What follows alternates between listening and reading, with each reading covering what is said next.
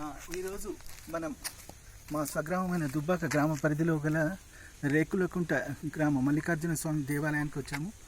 ఇది మల్లన్నగుట్ట రిజర్వ్ ఫారెస్ట్లో ఉన్న ఈ దేవాలయం ఎంతో ప్రఖ్యాతిగాంచింది. దాదాపు 1000 సంవత్సరాల కిందటి పురాతన ఆలయము. ఈ ఆలయాన్ని విశేషాలు తెలుసుకుందాం, దర్శించుకుందాం రండి.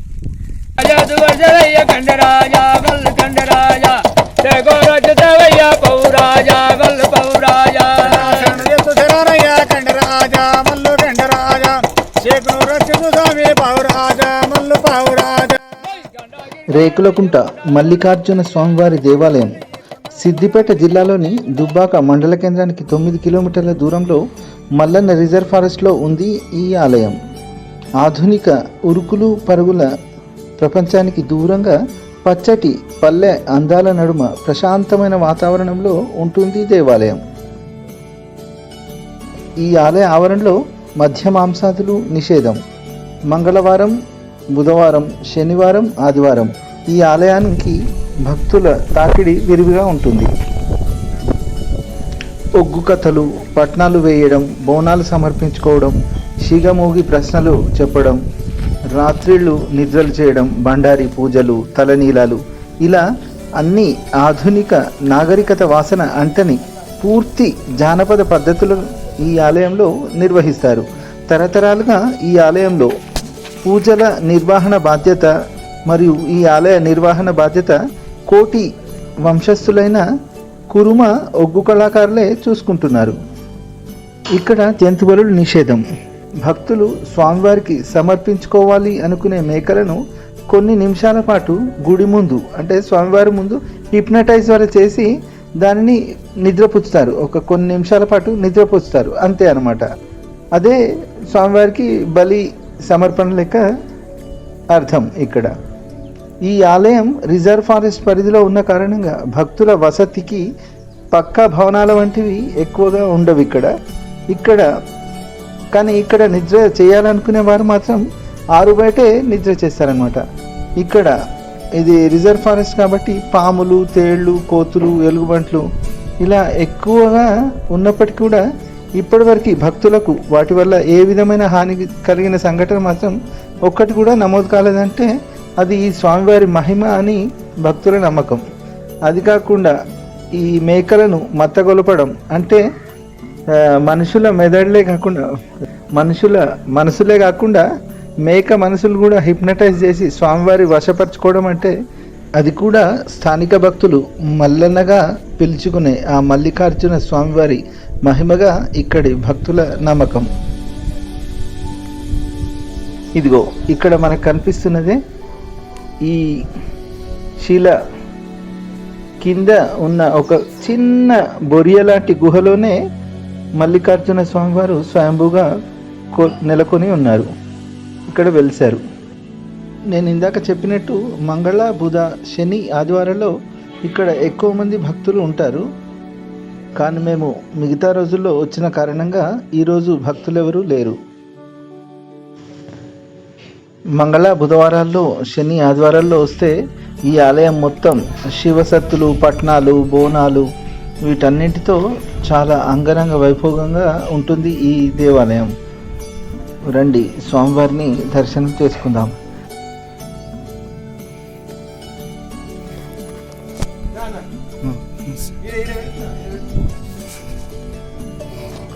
ఈ ఆలయం ముందు ఉన్న ఈ గ్రిల్ మరియు ఇక్కడ లోపల మల్లికార్జున స్వామి, గొల్ల కేతమ్మ, బలిజ మేడలమ్మ ఈ దేవతామూర్తుల విగ్రహాలు తర్వాత ప్రతిష్ఠించినవి. నిజానికి మల్లన్న దేవుడు ఈ కింద మనకు కనిపిస్తున్న చిన్నని బొరియవలే ఉన్న గుహలో స్వయంభుగా వెలిశారు. కోడి కూత వినబడని చోట తను తపస్సు చేసుకుంటానని ఈ కొండ గుహలో మనకు వెలిశారనమాట. రండి దర్శనం చేసుకున్నాం. ఇక్కడ మనకు ఎడమ వైపు కనిపిస్తున్న ఇది కుడివైపు ఉన్నది, తర్వాత ప్రతిష్ఠించినది. ఎడమవైపు బండారి పూసి ఉన్న 2 చిన్న శిలలే స్వయంభూ మల్లికార్జున స్వామివారు. అది మనకు స్వయంభూ మల్లికార్జున స్వామివారు అన్నమాట. ఇలా స్వామివారి దర్శనం తర్వాత భక్తులు మల్లికార్జున స్వామివారి పాదుకలను తలపై ఉంచుకొని తమకి తాముగా మల్లికార్జున స్వామివారికి సమర్పించుకుంటారు మరియు స్వామివారికి తమ కోరికలను నివేదించుకుంటారు. స్వామివారికి నివేదిస్తారు.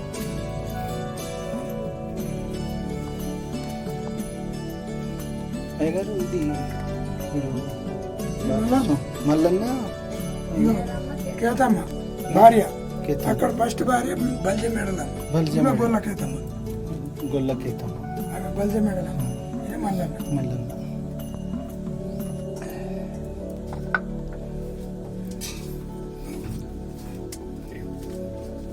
కేతమ్మ, గొల్ల మేడలమ్మ, గొల్ల కేతమ్మ, గొల్ల కేతమ్మ, బల్జ మేడలమ్మ, బలిజ మేడలమ్మ.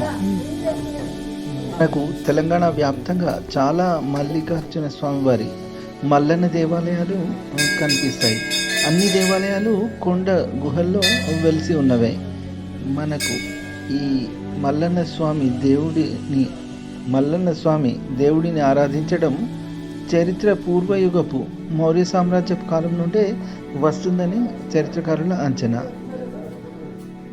ఇక్కడ మనం రేణుకా ఎల్లమ్మ దేవస్థానానికి వచ్చాము.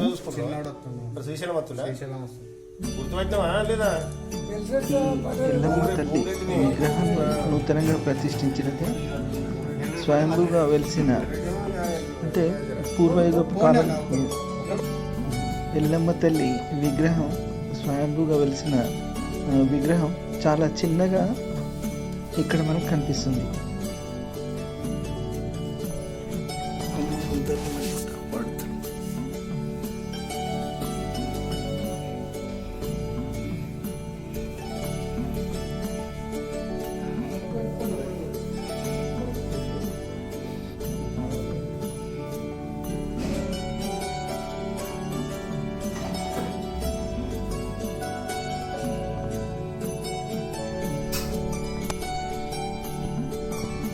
మనకు అసలైన ఎల్లమ్మ తల్లి మనకి ఇక్కడ స్వయంభూగా వెలిసిన ఎల్లమ్మ తల్లి ఇక్కడ వెలిసారు. ఇది స్వయంభూ ఎల్లమ్మ తల్లి దర్శనం. కొన్ని వేల సంవత్సరాల నుంచి కొలువైన ఎల్లమ్మ తల్లి రేకులకుంట రిజర్వ్ ఫారెస్ట్లో ఉన్నారు. మళ్ళీ ఆదివారం రోజు మల్లికార్జున స్వామి దర్శనార్థమై మల్లన్న గుట్టలకి వచ్చాము. ఈరోజు భక్తుల సందడి కొంచెం ఎక్కువగా ఉంది. ఈ ఆలయం కూడా దేవాదాయ ధర్మాదాయ శాఖ పరిధిలో ఉంది. కృష్ణ అరే రవి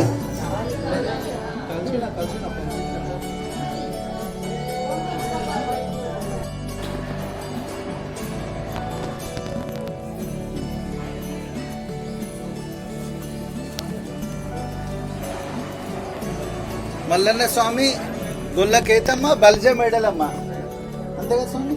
మల్లన్న స్వామి, గొల్ల కేతమ్మ, బలిజ మేడలమ్మ. ఇక్కడ కొండ గుహలో కొలువైన మల్లన్న స్వామి దర్శనం ఇక్కడ మనకు లభిస్తుంది.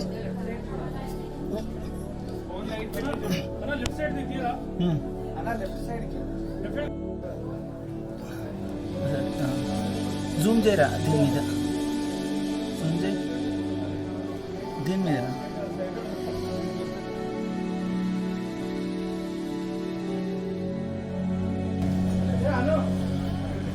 మల్లన్న దేవ అందరికీ మంచి జరగాలి, మాకు కూడా మంచి వస్తాం. మళ్ళా మీ గుడికి వస్తాం, అందరం కలిసి వస్తాం మేము. మల్లన్న స్వామి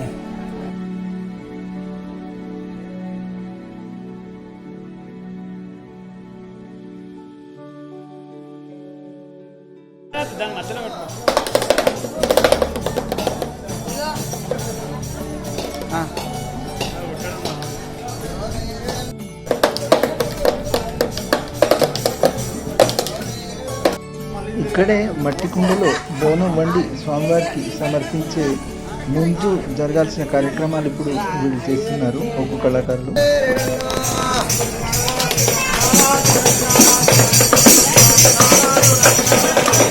బోనం చేయడానికి ఇట్లా పట్టుకొని బోనాలు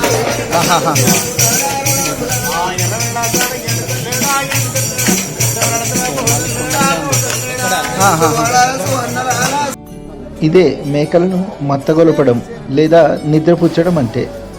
దానికి ఏ విధమైన మత్తు పదార్థం ఇవ్వకుండానే జస్ట్ అలా తట్టి నిద్రపుచ్చుతారు. ఈ ప్రక్రియలో మేకకు ఎలాంటి హాని కానీ కష్టం కానీ అసలు ఏమీ జరగదు. పూజారి వారి పూర్తి తంతు పూర్తయి మళ్ళీ తట్టి లేపే వరకు ఆ మేక అలా నిద్రపోయి ఉంటుంది అంతే. అది ఒక విధమైన హిప్నటైజ్ అని అనుకోవచ్చు. నాకు ఇది మ్యాజిక్ చాలా గమ్మత్తుగా అనిపించింది. ఇది కూడా స్వామివారి మహిమ అని ఇక్కడ భక్తుల నమ్మకం. చూడండి, ఇలా తట్టి లేపుతారు పూజ పూర్తవగానే.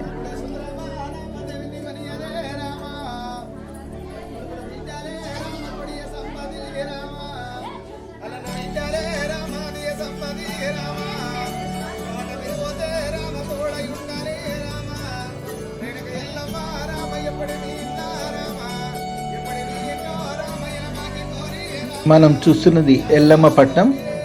పూజ పూర్తయిన తర్వాత ఈ విధంగా చేసి ఈ మేకను కూడా లేపిండ్రు.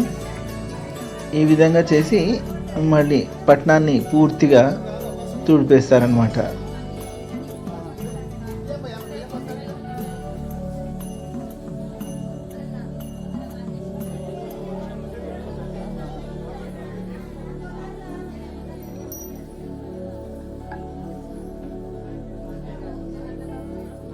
ఇక్కడ ఒక ఆవిడ సిగమోగుతుంది.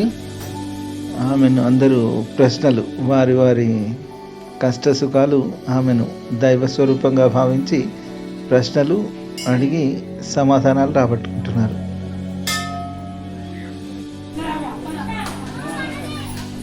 మన తెలంగాణ రాష్ట్ర వ్యాప్తంగా ఎన్నో మల్లన్న స్వామి దేవాలయాలు, మల్లన్న గుట్టలు ఉన్నాయి.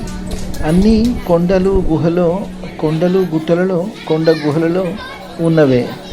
అలాంటి రేకులకుంట గ్రామ మల్లన్న స్వామి గట్టు సూరపల్లి నుండి దుబ్బాక వరకు కొనసాగిన ఈ మల్లన్న స్వామి కథను ఇప్పుడు తెలుసుకుందాం. తాత చెప్పే. గట్సూరపల్లి అయితే అక్కడ గట్సూరపల్లి కాదు దొరవారు అయితే అలా గోదలున్నాయి. గోదలుండే వారి గల అవారు కూడా ఉన్నాయి. ఆయన దొరవారు ఉండేవారి గల 7,000 ఆవుల మంది ఉన్నది. అక్కడ గొల్లోళ్ళు ఉన్నారు. ఉండేవారి గల అంత కాసుబా తోట కాసుబా తోట అంత గాంధారి మాంధారి కాళ్ళు పోవాలి, అలా దుగ్గాలి. కాసుబా తోటల దుగ్గేవారి గల దొరచ్చి అంత కిషోర్ దొరచ్చి ఇది ఎవరు వేసిన తోవలేకపోతే దాలేపాటు వాళ్ళు అన్నారు. ఆ దొర వారి గల అంత బోయిలు ఇద్దరు ముగ్గురు బోయిలున్నారట. ఆయన మాటు పక్క తోడుకుంటారట. మాటు పక్క తోడుకొని జాజు ముద్దలు పట్టుకున్నారట. జాజు ముద్ద పట్టుకున్నారు కదా అంత వచ్చి గాంధారి మాంధారి అలా బస్సు కొరకనియాల బాయ్యతోకి ఏనియాల సర్టిఫికెట్ పాలు చీకనియాల వచ్చి అంత అలా దుక్కుతున్నాయట. దుక్కే వరకు మాటు పక్క చూసి అంత ఫిట్స్ కొట్టినట. జాజు ఫిట్స్ కొట్టేవారు కల్లా ఎంతగా అవి మళ్ళీ దుక్కిపోయింది. ఆవులు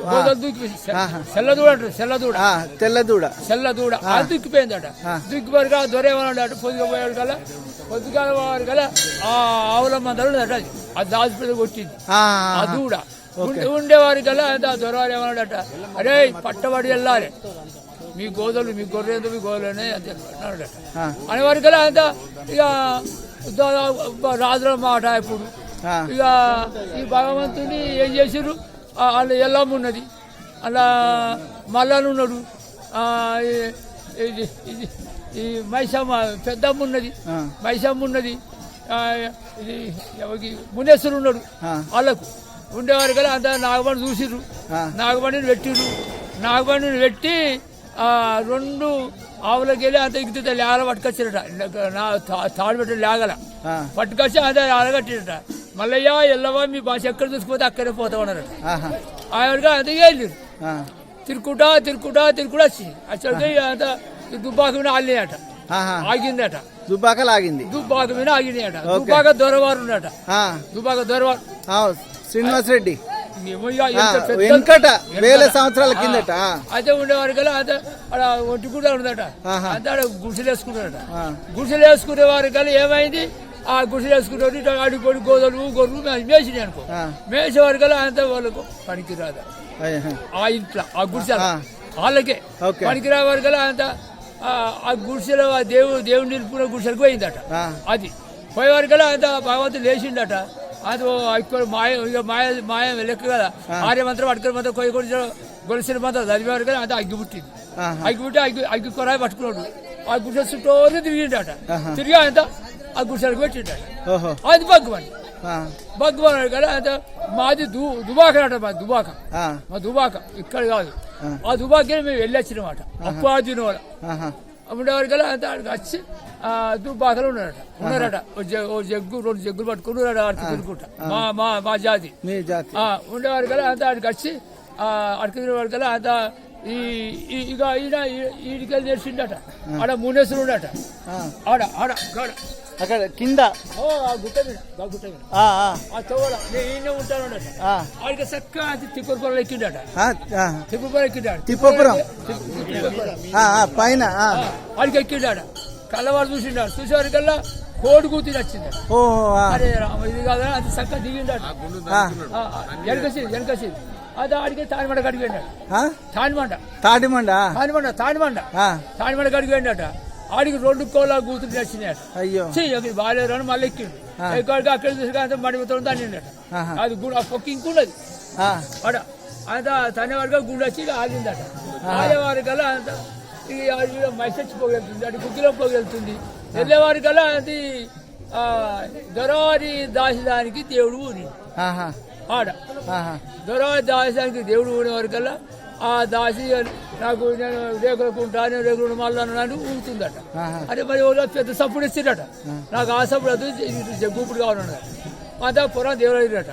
ఆ పొరం ఊపుకుంటూ అంతా ఆ మునీశ్వరి కాడికి వెళ్ళి హనుమస్వామి సుతిమాని గుడి కాడికి వెళ్ళి తానిమాడి కాడికి తిరిగి వచ్చి మళ్ళీ ఎక్కి వరకు గుండు దాని ఉండట. ఆ గుండు ఇప్పుడు నా మీదకి దొరుకుతుంది. ఇప్పటికి పైన ఉందా? పైన ఆడికి వెళ్ళి అంత కోటోడు ఆడ గుడి చేసుకుని కోటోడు అనాల్సింది. ఓకే. ఇప్పుడు మరి మీరు అంటే మా జాతి అన్నో నువ్వు గొల్ల కుర్మలు మేము కోటోళం కుర్మలో కానీ కోటి మా మాది కోటోళం. మీరే ఇక్కడ అదే రేకుల కుంటలు ఉంది మీ అది అంతా మీరే ఇక్కడ పూజారి వ్యవస్థ అంతా మీరే చేస్తారు. అదే 700-800 సంవత్సరాల నుంచి చేస్తున్నారు. తండ్రి తాతనట. తాతను ముత్తాత అప్పటి నుంచి మొత్తం ఇక పెద్ద పూలు జట పూలు గుడ్డలు అంటూ ఉన్నట. మీరే పట్నాలు వేసుకుంటే మీరే పట్ట వేసుకుంటే మేము అంతమంది మరి ఇప్పుడు భాష. ఓకే ఓకే మంచి. ఇది గొల్ల కురుమల కోటి వంశస్థుల ఆరాధ్యుడు ఆద్యుడు అయిన వారి గురు శిల్పం.